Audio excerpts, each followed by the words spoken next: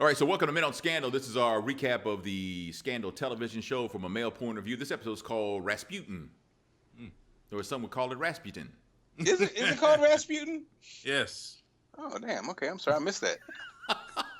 My bad. In New York, audio only, because the hamster in the video wheel collapsed early this morning. Damn. Mark Clark is in New York City.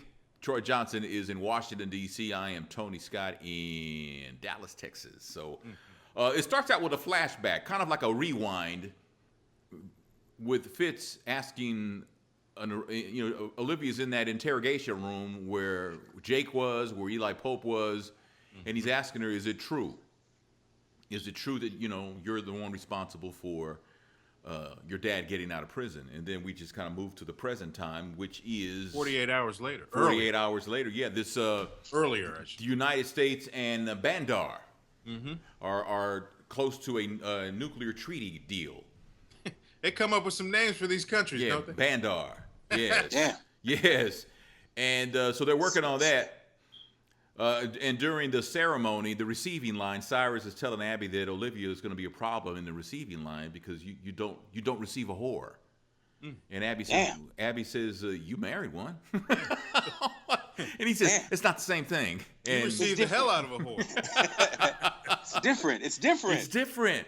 And turns My out that point is, this country of Spandau Ballet will not accept Olivia Pope. Spandau Ballet. Oh, what's the name of it? Oh, yeah, okay. Yes, Bandar. Spandau. Spandau Ballet. You know this much is true.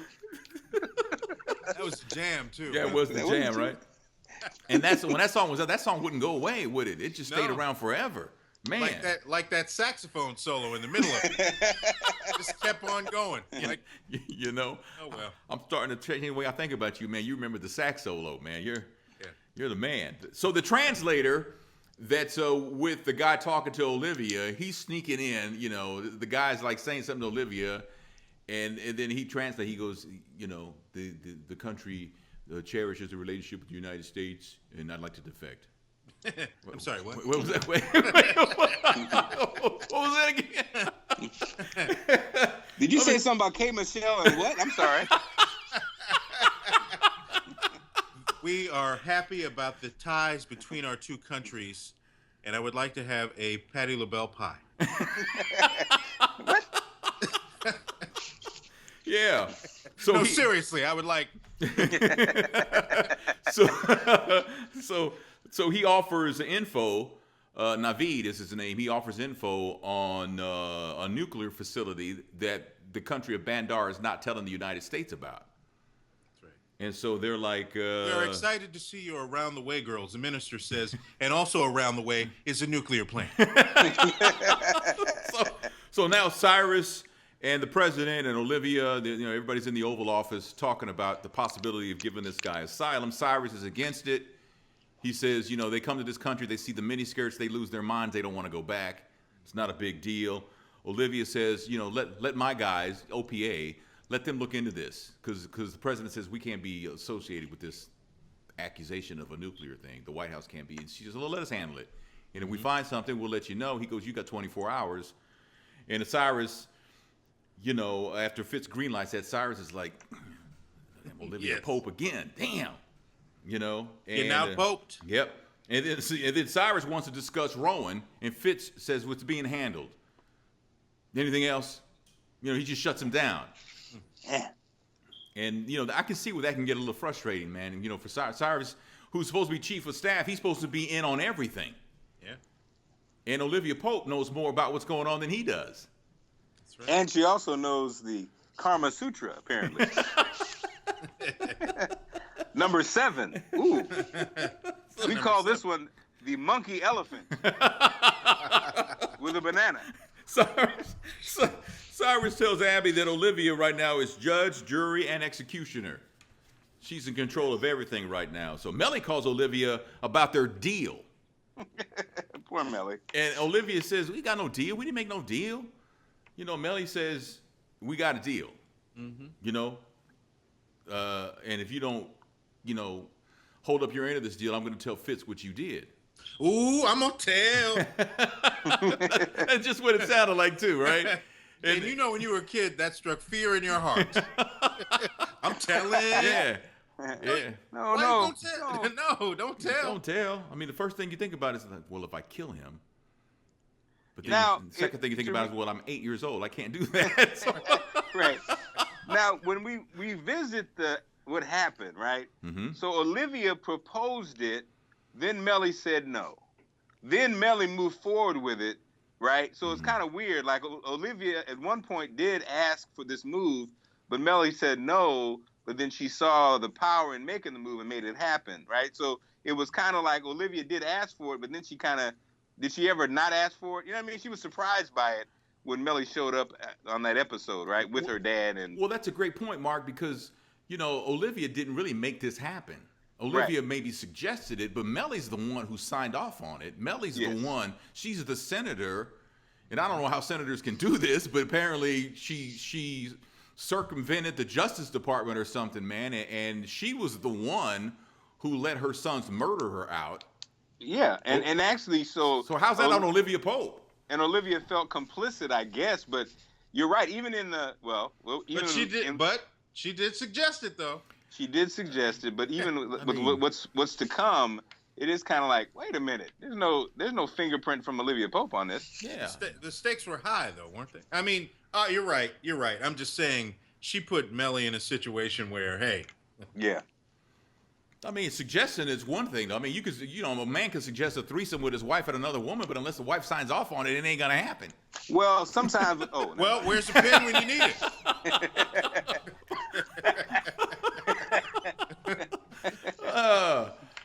So as Olivia leaves and she's goes to her building and she's closing the elevator door, Agent Tom is right there. This big ass hand comes out of nowhere and stops the elevator door from closing.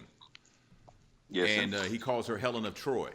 Mm-hmm. And then shout out to Olivia's elevator from she borrowed from Alfred Hitchcock. What the hell? Yeah. And so Tom takes her to see her dad, who's on the floor. Well, she's actually at the offices, right? She's not at her apartment. She's at the offices because she says that her team is upstairs. Yeah. So he takes her to, I think it's like a couple of floors below where OPA is located, and there is Eli, ready to talk to Olivia Pope. And then what happens, man? Donnie Hathaway. Man, don't do it. Don't do Donnie it. Hathaway, man. Donnie Hathaway. Wow, that was nice. Sounding good. Donnie was sounding just clear as day. That was just awesome. That was awesome, man. So, yeah. So Eli tells Olivia that he's being hunted. My sons have turned against me. And she says that's not my concern. And then, she realizes that, well, he tells her you should be scared. Why should I be scared? Because I'm scared. It's like, because I'm scared, stupid. It's like, and if I'm scared, the world needs to be scared. It's kind of like, the message he was trying to, give to Olivia, but she wasn't really wanting to hear it until he got close to her and she saw the look in his eyes. And it's hard to tell whether he was being sincere because he is Rowan.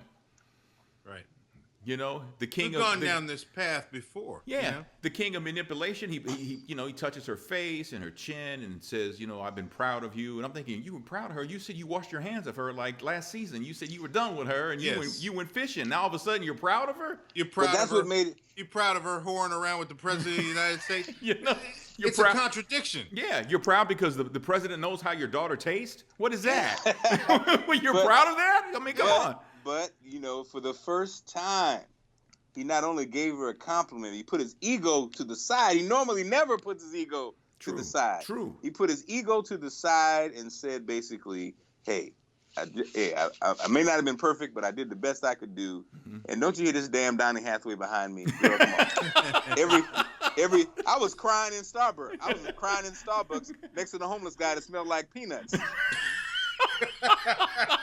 Hey, man. I know you're emotional, man, but can you spare some change? No! Can't you see me crying, looking at my phone? By the way, you smell like peanuts. Oh, man. Which could be considered an improvement. Yeah. Exactly. Well, yeah, this is not bleach. You know what? Olivia asked Huck if he's ever heard of Lazarus 1.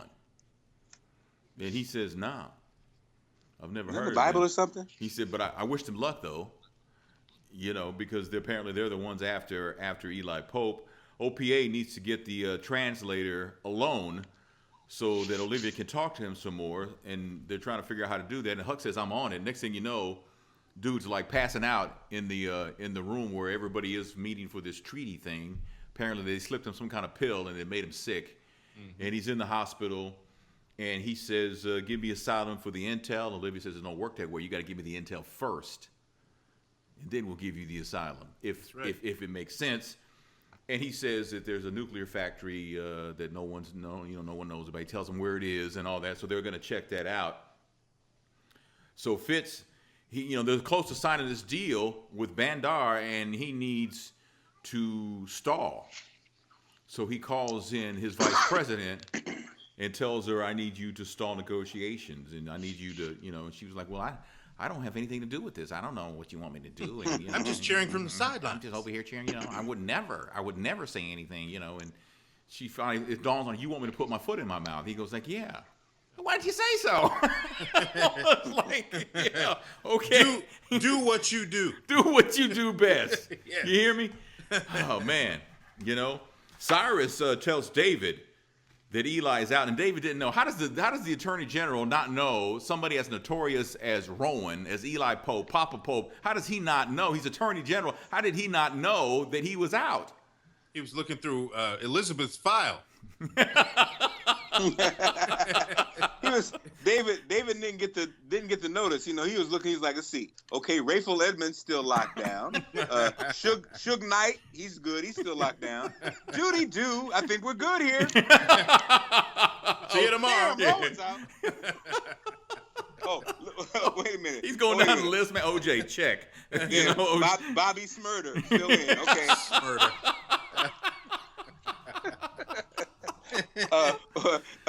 What's my man's name? Master P's brother. Silk the Shocker. No, is that the other one? Oh, the other one. Yeah. Damn, killer something. Yeah. Check. But Cyrus played David, man. Played him like a cheap fiddle. Damn. Yeah. If that's what you think the Justice Department needs to do, if you feel that this needs to be done, and he's just reeling them in, man. Got him all hyped up. Got him all hyped up. Side note: C murder. There we go. All right, C murder. All right. Yes. Let's see. Jake walks in the Oval, expecting to meet with the president, but Olivia's there, and Olivia tells Jake that she saw Rowan, her dad, Eli Pope, and she thinks that Eli's telling the truth about his life being in danger. Jake just laughs because Jake knows. Jake knows that. The king of cons, the king of manipulation is Eli Pope. That's right. And he says, have you ever lied? Then he just got, he always got to get his digs in, because he says something like, have you ever told somebody that you love them, but you really didn't? Like, wait a minute. What is that? Where'd that come from? What is that, man? But then Olivia struck back. She was like, yeah, but you look hippie in that thin cut suit. Yeah. Oh, you want to tell the truth now, huh? Did you think I'd spoon you? Is what he asked her, man. You think I'd come over here and spoon you? Yeah. Well, no. She said, "Oh, now I get it. I was supposed to say that I love you, right? When you told me to love Fitz, right? Yeah. He should have been like, yeah. Yeah, that was kind of. Yes. Yes, yeah, right. Yeah, you get a gold star. Man. So Fitz walks in right in the middle of their argument, and he just acts like nothing happened. And he says, they say this. Jake says, yes, we're still looking for Rowan. Because what's the latest? Well, we're still looking for him. When, Olivia said just minutes ago, I just met my father. He also told, before Fitz walked in, Jake said, you need to tell him. Yeah. Need to tell the truth. Yeah. But that was his opportunity when Fitz walked in. Jake could have said, Olivia knows where he's at. She just saw him. But he didn't say anything. Why? Because he's whipped. He'll always be whipped. Tony, that's you're right. if you are making a statement like, if you are going in about, I'm not your spoon buddy anymore. Yeah. I don't want anything to do with this because of the choices you made. That would have been a clean break. Yep. Could have shut it down right there. But she got something she wants to tell you, don't you? Well, wait a minute, guys. Come on now. Now, see, Tony, you're saying I think Jake is a professional, though. Well, that's got nothing to do with it, though. I mean, he's got. You know what I'm saying? But he's got a job to do. He's got a job to do for the president. The hell with get it done. Get her done. But that's what I mean. I think he just he ain't messy, man. Jake ain't messy, man. But he's supposed to be giving no damns about Olivia anymore. Well, he's got to he has to remember now. He's the guy who kept the order. He was his boss. Rowan told him to get close to my daughter, and he did it. So he follows through, man. Yeah, he said get close to her, don't get inside her. Yeah, real close, didn't he? You know what I'm saying? So Olivia and Abby are sitting down talking, and Abby tells Olivia that Cyrus is working with David concerning your father. And, Olivia says that, when I tell Fitz about this, it's going to be over for us, and I don't want it to be over. But she does realize if I tell Fitz that, I was behind, letting the guy who killed your son out, our relationship's going to be over. Mm-hmm. Which, yeah, I could see that. So Quinn tells isn't the elephant in the room that Fitz really didn't care that much about his son? I wouldn't say that. Hey, son, what you up to? Hey, are you still in Little League? No, Dad, I'm 26. Okay, whatever. Where's Olivia Pope? Quinn tells Olivia that Naveed's intel is bogus. It's not a nuclear power plant, it's a soda factory. Damn. So asylum's denied. Olivia with the aggressive walk to tell him that his stuff is bogus, and then she leaves back with the what was the line that Gone with the Wind fabulous. She walks out of the hospital room, with that whole thing, that whole swagger she has. Yes. Which is kind of cool. I think that she a lot of things she has, and one of them is swag, man. She's got swag, man. Poor Naveed, just what? But I could have. Yep. I told you it was right next to Shoe City. Are you sure? Shoe City. There isn't anything else in that town. Yeah. With a Shoe City and a nuclear plant. That's it. And Shoe City's doing bad business because everybody wears sandals. These Marburys are not moving. And they're only $14.95. These Starberries are not moving. You don't understand. We can't hang on to these Jesus sandals. Damn. They're the bomb. And the Jesus sandals and the bombs are really moving. It's just they are. So Huck tells... Yeah, we need 300 pairs of Adidas flip-flops. Thank you. Huck tells Jake that Jake's on his own. Huck says, I can get you intel, man, but I can't go there anymore. Not where you want me to go. That's a dark place. And I got this guy himself. He's saying I got my emotions in the box right now, and I can't let it out. If I let it out, I don't want to let this monster out. Yeah. Man. Oh boy. So Liz grabs David and says, "You got a minute?" He says, "No, you got 10." And she grabs him and takes him in another room, and then they do what they do. Yes. They do what they do. Boy, security is lax in the I mean, you know what I'm saying? Yeah, I'm done.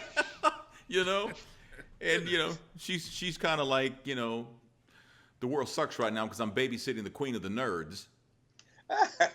And she doesn't really, she ain't feeling that because she says I had a seat right next to the throne, and here I am now babysitting this woman who really isn't even qualified to be a city councilman, much less the vice president.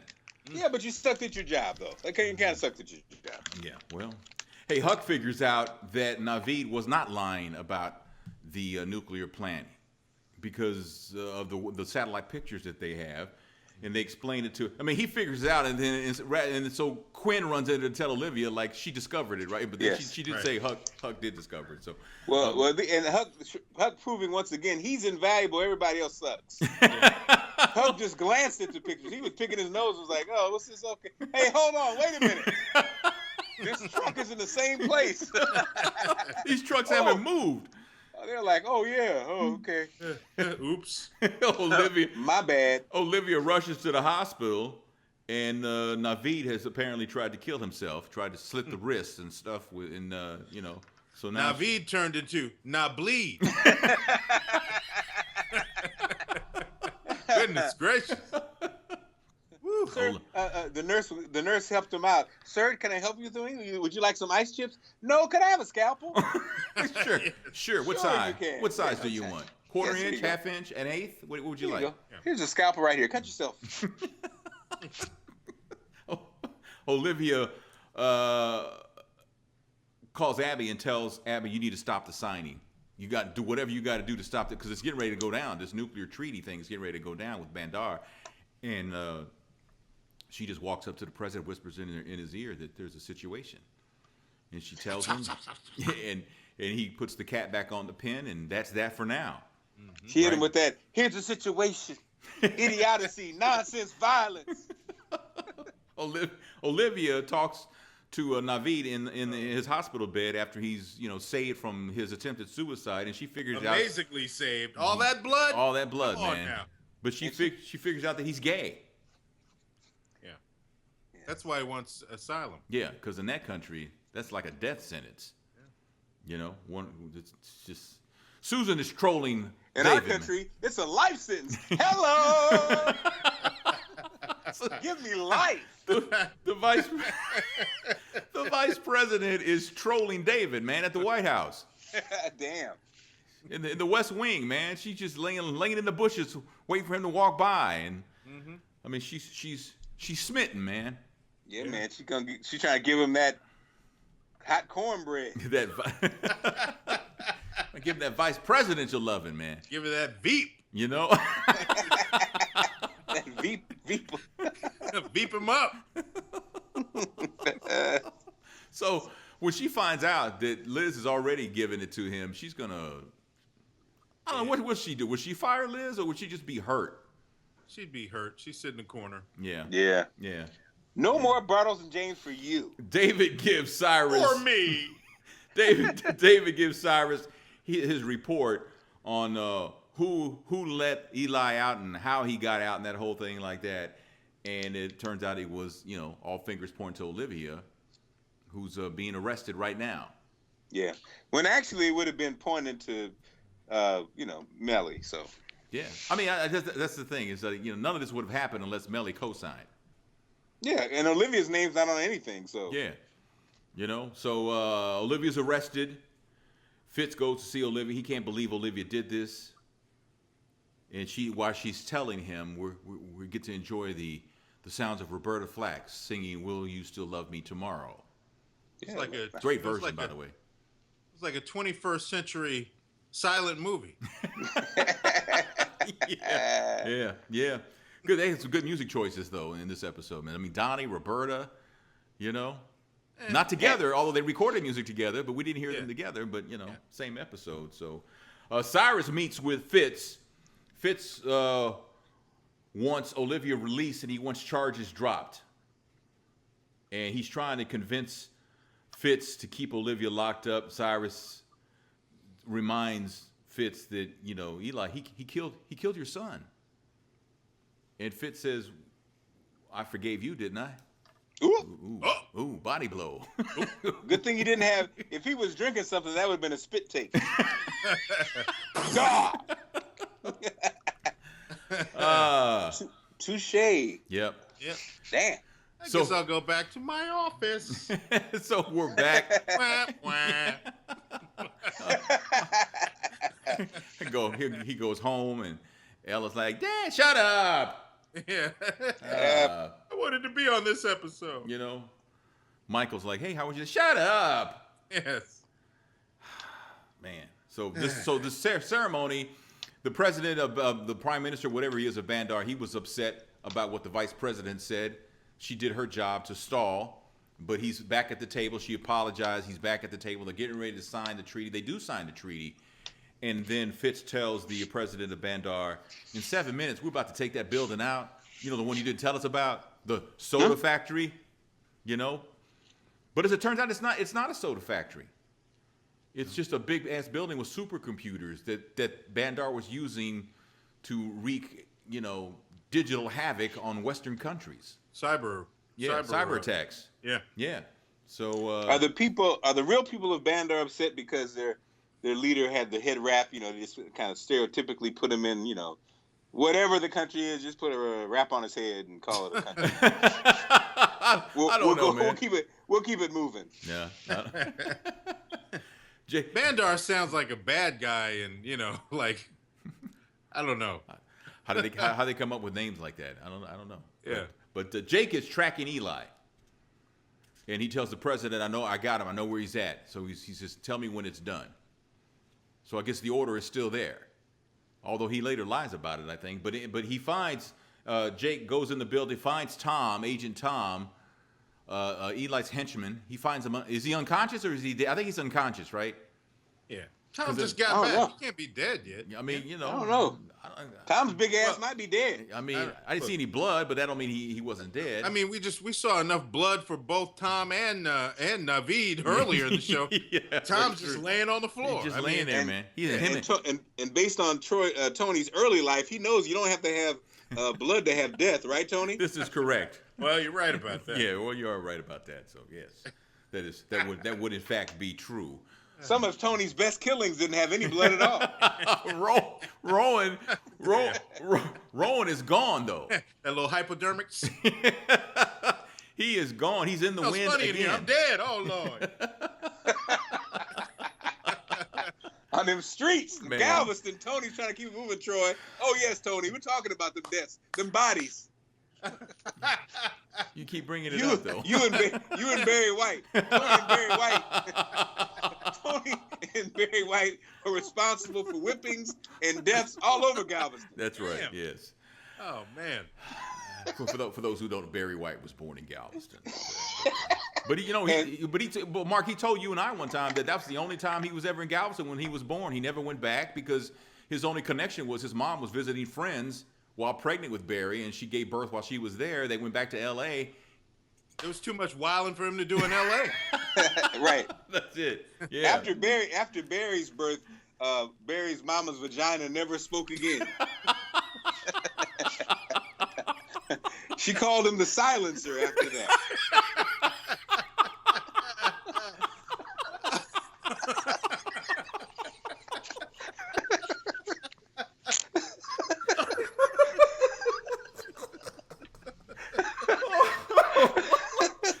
Oh man, that is. You are wrong for that. Oh my goodness. Oh man. Her vagina did make one public comment. It said, "Ow." Ow.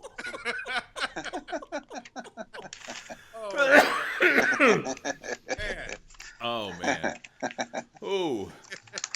So we're back to the residence at the White House, and Olivia is, she's cleaned up. She took a shower. She had blood all over from Naveed, and she takes a shower. She cleans up. She pulls off the wig. She's got her natural thing rolling, which looks nice and everything. But Jerry curl. what was that, man? This episode was taped not long after Straight Outta Compton came out. Fresh off of seeing it. Had her Easy E moment. Oh man. Let's see. That's El Camino roll a kilo G.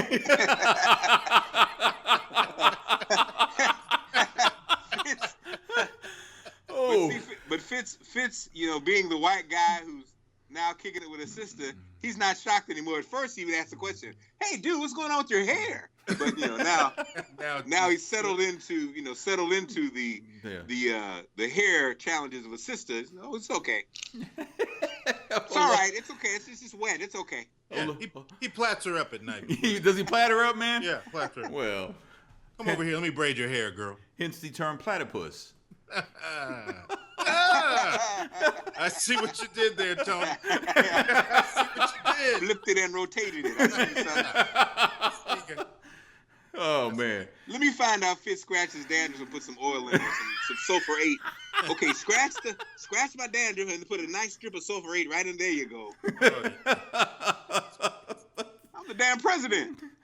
Oh, Olivia tells Melly, because Melly says we're supposed to meet, we're not gonna meet, and she says I'm gonna tell Fitz what you did, Olivia Pope, and Olivia says I already told him. Damn. That just crushed Melly right there, right? Melly was just done. Yes. That was it. Just like when you were a kid. I already told on myself. Oh, okay. Oh, damn. So Olivia's all her belongings had been moved into the residence. Fitz says, "You live here now. I'm going to take care of you. I'm going to protect you. This is home for you now."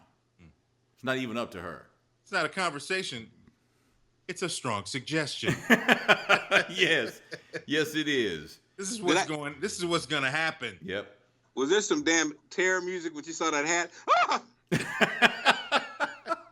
Church hat.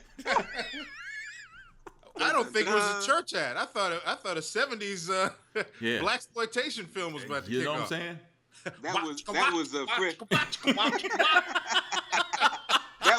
That was Fred Sanford's girlfriend Donna's hat. Not Donna. Oh. Hey, Donna. That hat big as hell.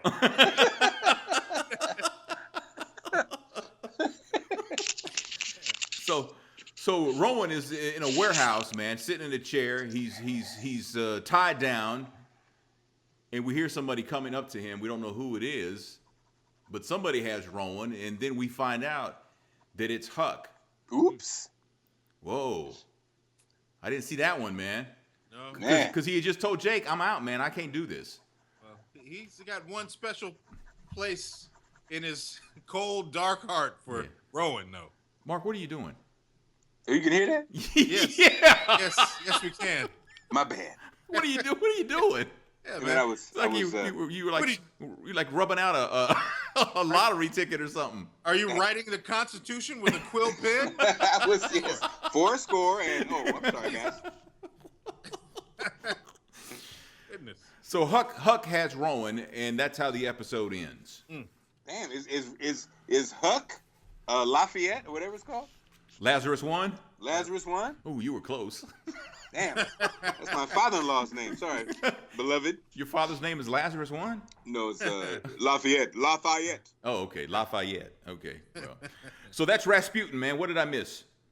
Only thing missing was the sound of Huck sharpening knives. That's all we needed. Yeah. About to get the fillet of Rowan next week. Not the fillet of Rowan. Yes. Wow. And Rowan looked scared as hell, didn't he? Yeah. Next week is the winter finale, right? Yes. It's the Thursday before Thanksgiving. This is it. And then they'll pick up again in June sometime or something. I don't know when. After the Super Bowl, right? They usually come back after the Super Bowl. Now, Tony, Shonda, hope she tweets us this week, has some splaining to do. You know, Rasputin was known, in addition to being, a peasant and mystical faith healer, he was known for his 14-inch penis. So I did not know that. Shonda Rhimes, we need to talk. You got some splaining. The balls are in your court. She tweeted out, "There's no disputing Rasputin."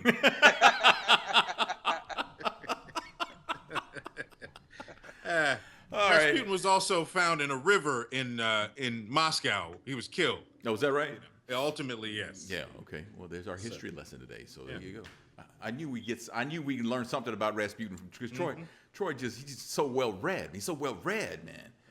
So that's and not to harp on his penis, embellishment. Right. The in St. Petersburg, there's a museum. St. Petersburg. Yeah. Russia. Petersburg. There's a museum that has his penis in formaldehyde. I did not know that. If our listeners would care to go and see it, it's there. I was not aware of that. Yeah, I think I heard that. I thought the Russian Tsar, his penis was in formaldehyde. Nah, I thought what was the guy's name? The Russian Tsar. Nicholas? Not Lenin. Who's the one before him? Damn, go ahead, Tony. Stalin? Stalin. He wasn't a czar. Oh, okay, he wasn't a czar, and he was German, right? Troy, you got to remember, Tony was educated in them streets of Galveston, Texas. Oh, yes. Are you, Barry White was my art teacher. Yes. Lenin is in a mausoleum in Moscow, in Red Square. Okay. And the advanced embalming techniques of the Russians have allowed his body to stay preserved he's been dead for 80, 90 years. So and he still looks like he died yesterday. Yeah, but there's some technology that allows for that to happen. Like they've got some advanced, Yeah. But he smells like cheese though. That's only... don't try to take a lunch break and see it, 'cause you get grossed out. You get skeeved out eating your crackers. You smell that cheese? Is it just me? Oh no, that's just our technique they use. Oh wow. That's Vladimir. That's okay. That's our recap of Rasputin, Men on Scandal. So if you want to share it, it'd be appreciated. If you can comment on it, that'd be welcome too. Whatever you can do to help grow the channel, subscribe to the channel. That's awesome. In New York, Mark is on his way to replace the hamster that died in the video wheel. Gonna pick one up. And Hamsters Are Us. And he's also going to finish writing out that TPS report that he started during the show. Sorry about that. In Washington, D.C., are we ready to make that announcement yet, Troy? Almost. Okay, almost. All right, so we'll have that. I'm moving. Yes. Somewhere. But I'm staying. But he's moving. But I'm moving. Yes. That's Troy Johnson. I'm Tony Scott in Dallas. Thanks for watching Men on Scandal. We'll see you next time.